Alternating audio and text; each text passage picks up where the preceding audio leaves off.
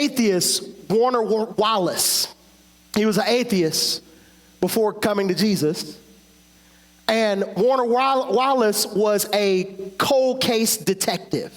And somebody at his job as a New York detective was a believer. And he said, I don't believe that stuff.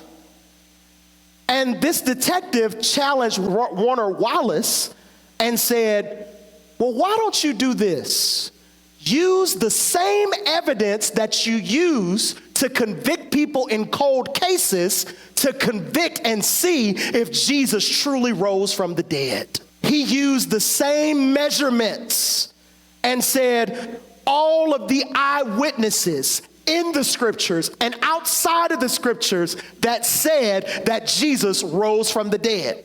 He said, wait a minute. When I convict folks, I have convicted people based off of one testimony. He said, but I have seen and written and looked at thousands of documented cases of people saying and seeing that Jesus rose from the dead. And then some people have said, well, maybe it was a hallucination. Hallucinogenist Walvert, he said, it is a fact that people hallucinate. But never in the history of humanity have 500 people had the same hallucination at the same time.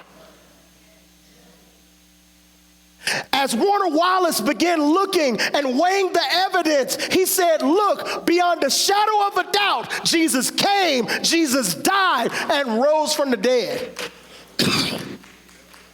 He came back to that detective and said, what must I do to be saved?